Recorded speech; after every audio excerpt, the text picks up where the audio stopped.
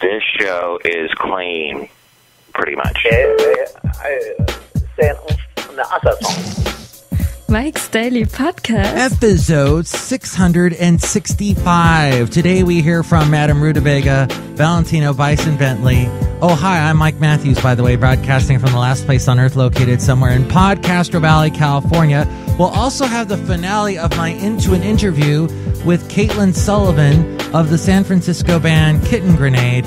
Oh, and what two movies are going to beat the crap out of each other next year? Mike's Daily Podcast. That's a great question, Mike, and I hope you will get to the answer sometime, I fear. Mike's Daily Podcast. That you won't, because you'll ramble on and forget what you were talking about. No, that's not going to happen. But I'm going to scream and shout and let you know, yesterday, the last place on Earth sank deep below the Earth's surface. That's because I ripped the eyeballs off of Kermit's face. Why did you do that? I'm sorry, it was something... Mike's Daily Podcast. Very aggressive of me. Don't let it happen again. You know my eyes are made out of pink... No. Mike's Tabletop Daily Balls Podcast. That's right. I'm sorry. Yeah. So we sank so far below the Earth's surface, we were like in the fracking level, which made the disgruntled fiddle player very happy because he loves the fracking. You know who else likes the fracking and all things conservative is Nick DiPaolo, the comedian. So I was thinking about him today and about how I used to watch this show. It was around 2002 called Tough Crowd. And it was a very funny show. It had come on after The Daily Show. It was, the precursor to what would become the big spot that Stephen Colbert holds now with the Colbert Report. It was an interesting show. It had, well, you know how it started. Colin Quinn, he used to do the Colin Quinn Show in 2002 live from the soundstage where they did Saturday Night Live after the show. It was 30-minute episodes, which aired Mondays at 9:30 p.m. He'd record them right after doing Saturday Night Live. It lasted for like 2 weeks. But then I guess Comedy Central liked it, and they created Tough Crowd with Colin Quinn. And, well, it had some really funny comedians on there. Unfortunately, a lot of comedians that are no longer with us. Very young comedians. Patrice O'Neill, who's no longer with us. Greg Giraldo, who's no longer with us. And the guy who produced it is no longer with us, Ken Ober. In fact, Colin Quinn and Ken Ober used to do a show on MTV called Remote Control, which I watched when I was in college. And it was like one of these first totally off-the-wall game shows that was geared towards teenagers. And it had to do with television, and people were the contestants sat in these big TV armchairs, and reclining chairs, and would answer questions. And sometimes there'd be little skits, and that's the first time I ever saw, before he was even on Saturday Night Live, Adam Sandler was on that show. But back to Colin Quinn's Tough Crowd, he'd have on a guest comedian sometimes. He had on George Carlin, who was cantankerous and insightful and wonderful as usual. And they would do a little skit. The third part of the show, they would do this skit of some kind. Like one time he had someone all painted red and another person all painted blue, and they represented the red and blue states when that first became a really big thing. And they're yelling at each other. Of course, the red state's got a southern accent. Blue state is a woman with more of a northern accent. It was a funny show. So I was thinking about that and how Nick DiPaolo, whatever he said on that show, used to irritate the heck out of me because he was just so to the right. And he has gone on to make a career of being on Fox News, on different shows on that. And he was on Louis C.K., and that is really funny because Louis C.K. and him on the show get into an argument over politics and how Louis can't understand why Nick hates Obama so much. And they have a fight. It's a really funny scene from the Louis C.K. show. The other thing I was thinking about was those KFC commercials that are irritating me. They have it always seems to have a mom who's complaining about how she doesn't have enough time to cook, so of course she ran by KFC and got a bucket of chicken, and oh my gosh, she's so surprised that the kids like to eat the chicken. What? Kids like to eat fried things that are full of horrible calories and fat and salt and who knows what else? And they're basically, it's the parents all like, oh, I love doling out diabetes. And they do these commercials like vines, all attached together. So it's all real quick edits. Oh, there goes Basil. He doesn't like me talking bad about KFC commercials. I guess he really loves those. So he has left the last place on earth, but look who just walked in. Hello, Michael Matthews. This is Madame Rootabega, and I loved the tough crowd too. Wasn't it cool? Sort of like the Bill Maher politically incorrect show where they would yip yap about the latest issues and such. Only it was a little more rough around the edges. And a lot of that, East Coast accent going back and forth there. Michael Massio kind of sounded like the Valentino guy that we have out in the parking lot. Oh, yeah, Valentino, the parking. He's not supposed to come in yet. I don't mind if he comes in. You don't mind if he comes in? All right. Well, for the sake of stopping you from drooling, let us let in Valentino and Bison Bentley. Oh, there, Mike. Wait a minute. You introduced me. Now I can't say my name all funky and weird there. Yeah, and I can't say my name either. Do you know that? Oh, sorry, guys. I took the wind out of your sails. Yeah, you did. How dare you? And I love Nick DiPaolo. In fact, he and I, we are hoping that the George or Christie guy, Chris Christie, that's the guy. Not George Christie or Jim Christie. Jim Christie played drums for Dwight Yoakam in Ventura. George Christie ran the Hells Angels in Ventura. And I know all this because I lived in Ventura. There's a lot of Christies in your life. And then there's Christie's, what's that, some kind of a store thingy with clothes or whatever. I don't know. I don't know either. I could care less. Do you know that? Well, okay, guys, so yesterday we went into the bowels of the earth and saw a lot of fracking going on down there. It was fascinating. What should we do today? Since this is the beginning of the show, we usually go on some quick little adventure. I don't feel like doing anything. My adventure, I'd like to say my name, Day. All right, Destiny's Child, yourself. What? Say your name, Oh, yeah, Day. This is Valentino, the parking attendant. And this is Bison Bentley. Do you know that? Yes, I think we can all safely say we did. Mike, don't put down KFC just because they come up with a very clever and eye-catching commercial that speaks directly to the people that they want to target. Yeah, just because people want to fill themselves full of all kinds of delicious poultry meats doesn't mean that you can pick on their commercials. Do you know that? They're I don't know. I feel like people are smarter than that. I feel like people, when they see those commercials, would know better than to, because I watch Hulu, you can do an ad swap, and then you can say, does this commercial, they ask every commercial, does this pertain to you at all? And you just say no, and sometimes it doesn't come back. So thank you, Hulu, for that. Michael Master, look who just walked in. It's one of those women from the KFC commercials. Ooh, really? Oh my gosh, yes, you're in one of the, this is so surprising. I'm just so starstruck right now. I see you on the TV, my computer, all the time. It's crazy. Yes, Mike. Well, I don't have a lot of time, and I have to feed my kids, and my husband doesn't do any cooking, so I have to feed the kids, and I have to do it right away because I got to go to my Pilates class.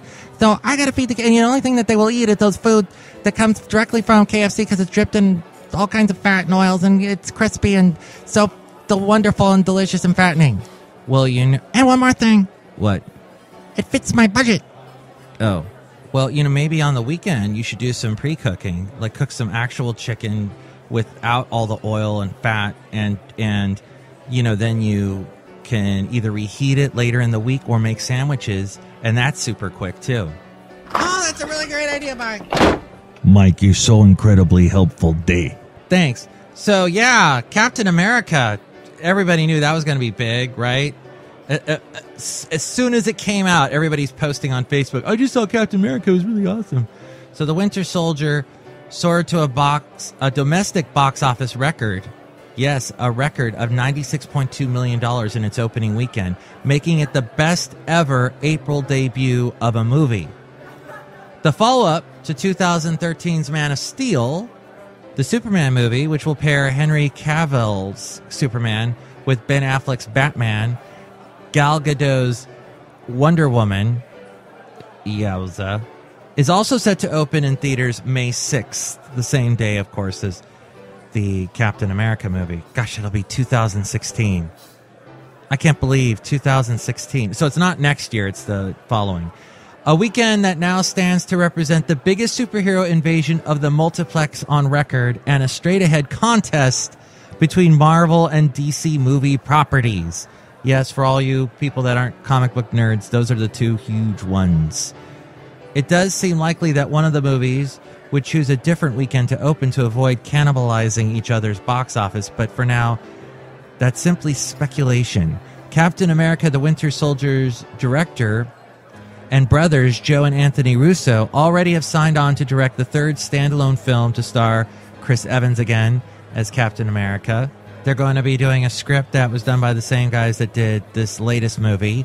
Man of Steel director Zack Snyder is set to return for the sequel, for the follow-up to the movie that grossed more than $668 million at the worldwide box office. It's yet untitled, but it generated early controversy because Ben Affleck's replacing Christian Bale. Equally contentious was the selection of boyish social network star, Jesse Eisenberg to play Lex Luthor. And it's kind of hard to think of, you mean he's replacing Gene Hackman? No, we're going a completely different direction. He's going to be young and kind of a Mark Zuckerberg, but bald. Oh, okay. Typecast much, Jesse Eisenberg? Mike, he was in that zombie movie. That was great. Did you and Nick DiPaolo go see that together? Yeah, we did. You know, Nick DiPaolo seems to be the complete opposite of everything I am and stand for and can do. He's quick and smart and funny, and I'm just sort of here. He's from the East Coast, I'm from the West Coast. He's got hair, I don't. He's Italian, I'm not. Is this why I love him so? Michael Masso, I brought you some KFC! Shut up. So what do you think about this whole thing with the movies going up against each other in 2016, fighting to the death? Could you care less? Do you love comic books? Did you read them as a kid? Or did you play with dolls? Tell me more about your bizarre little childhood that you had. Can't wait to... And we read your comments on the section emails from email. Also email me there if you'd like to be a guest on the show, if you'd like to sponsor that show. That email is mikesdailypodcast@gmail.com. There's also the website, mikesdailypodcast.com, a wonderful place that features links to all kinds of cool places, including to iTunes, where you can find us in iTunes. Subscribe to the show in iTunes, and you'll get the show directly as soon as I post it. And yes, there's also the Facebook page. Like the Facebook page, and when I post a new show, you'll get it there too. Share it with your friends on Facebook so more people find out about Mike's Daily Podcast. There's also the link to where to find us on Twitter, Tumblr, Yelp, Mixcloud, Spreaker, SoundCloud, YouTube. We're on the Stitcher radio app for your smartphone. Oh, yes, there's also the Amazon deal of the day. Click on that and buy something at a tremendous discount, and that helps out the show. And the blog and the daily podcast picture are also there at mikesdailypodcast.com. Oh, and we also have there the new Mike's Daily Podcast Radio. You can see that on the left-hand side of the page. It's kind of near the top. Listen to that right now. I can hear all kinds of Mike's Daily Podcasts and great music, too. Into an interview. We're talking to Katelyn Sullivan of the band Kitten Grenade, going to be playing at Amnesia this Thursday at 9 p.m., 853 Valencia Street in San Francisco. What do you think of the San Francisco music scene, Katelyn? Oh, I think it's pretty amazing. It's like, we got to keep it vibrant, though. We got to go see shows on a Wednesday night, on a Monday night. Got to support your local artists. Right. To keep this freaking awesome music scene alive. Keep it moving. And what's one of the cool, fun venues that you played that stuck out in your mind? I will always love Bottom of the Hill. When I moved to San Francisco, it was like, my goal in life is to play Bottom of the Hill, and now I've got like 3 under my belt. Oh, perfect. I've seen some of your Breakup Records cohorts there at the Bottom of the Hill. Yeah, I love that place. I love that little weird, succulent garden with the milk crates in that back Me smoking too. area. That wall. Oh, and all the previous posters on the wall behind it. Yeah, it's a beautiful little patio. Who designed your album cover for your EP? I did. Really? Yeah. I made all the art, all the website design, and then my fiance photographed it. Excellent. And what was the inspiration for that? It's cool. It's like got the silhouettes, and you've got like skulls on it. Yeah, that's actually it's a cat skull, which is hard to tell from the photo, but Oh. Yeah. So that was a little homage, a little darkness to this cover, but it's the silhouettes are of me and my drummer Ben that I cut out of construction paper. I just always really liked that aesthetic. Yeah. Like when you're a kid and you go to Disneyland and they trace your shadow. I did that as a kid. Yeah. Oh, that's so funny. Huh. Yeah. That was the idea. And then all the little other objects are kind of like special trinkets from my life, I guess. Oh, okay. Of me and my fiance. So a little love note in there. For yeah. Sure. And when did you pick up the ukulele? Oh gosh, a long time ago. Probably right around when I got out of college. So maybe 2008. I would say. That's long ago now, right? What year is it? 6 years ago, right? Something like that. Yeah. What was it that drew you to it? I just always really enjoyed the kind of the happy sad sound. There's something really melancholy in a ukulele, even though it's a super cheerful instrument. You can get some beautiful just deep sounds from a really kind of minimalist instrument. Yeah. And it's fun to play, and you can bring it anywhere. That's true. Easy to transport. Yeah. What's on the web? Where can people find you? I have a website, KittenGrenade.com. You can get the EP at kittengrenade.bandcamp.com. And I'm on Facebook, and I'm on Twitter, all is Kitten Grenade, so look me up and tweet me. I like Twitter now. It took a while, but I love Twitter. Oh, it's really catching on, isn't it? Yeah. I've had it now for a long time, but it didn't really seem to really explode like with people using it with the veracity of Facebook until recently, it seems. Yeah, no, I mean, I didn't get it for a while. I was 148 characters. No way, Jose. Yeah. I can't get my thoughts down in that amount of time. But now it's kind of like a challenge, and it's really fun when you can say all the things you want to say and connect to people all over the world, real quick. Right. It is an amazing, I think it's here to stay. Darn them, all those millionaires. Yeah, hashtag Team Twitter. Let's go. And, I liked your Facebook page, the Kitten Grenade Facebook page. So you have. Oh, thanks. I added to your likes. Oh, yes. Woohoo. So tell one more. Tell me about Simple Things. Simple Things is just kind of about what it's about. It's a little bit of a sad love song. I don't know why, but for some reason I was really, really thinking about The Matrix when I wrote it. I don't know if it probably doesn't come across, but I don't know. That one's just a fun song. I enjoy listening to it right now. Is that weird to say about your own music? That you like it? Yeah. No, that's good. You should like your music. Okay, sweet.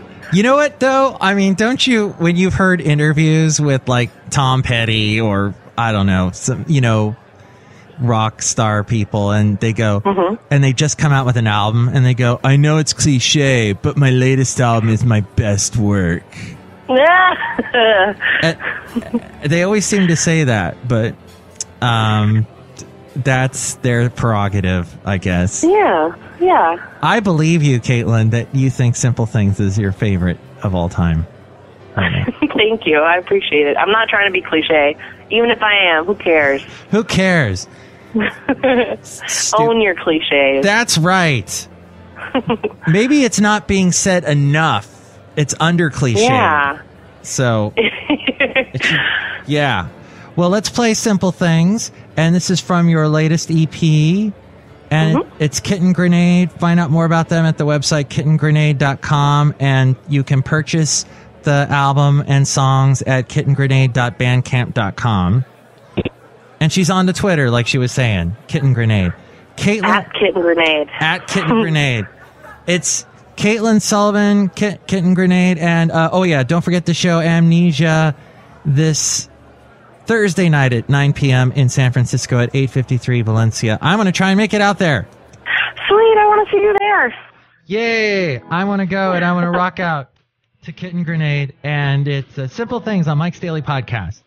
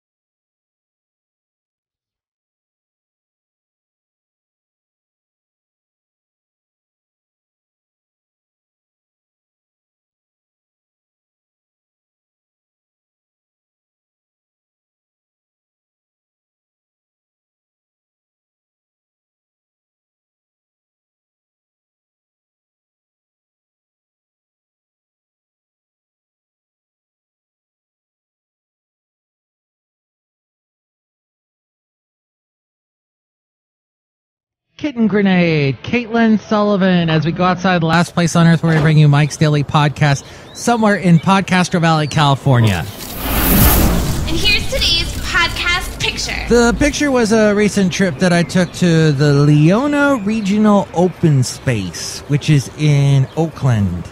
It's in this cool little valley full of trees, this cool creek, lots of ferns.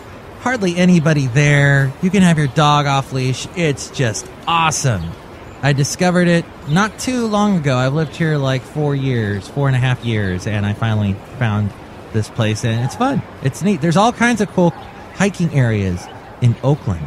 And interestingly enough, a lot of oaks in Oakland. Oh, I'm sounding so Minnesotan right now. So sorry. But you can see that picture, Mike'sDailyPodcast.com. Michael Master, I wanted to tell you that I think I am in love with Nick DiPaolo. Oh, yeah, because of the whole thing with his hair, isn't it? You got to get over that. I can't get over... Well, I guess I can get over it. I like hats, so it kind of works out for me being bald. Put on a hat now and then. Little chapeau. I'm on my way. Yay, Michael Master, so happy for you. Ooh. What's with the ooh at the end of your sentences? I get excited. I see. And Valentino does the de at the end of everything he says. Why that, Valentino? Mind your own business, day. Chris Christie 2016, day.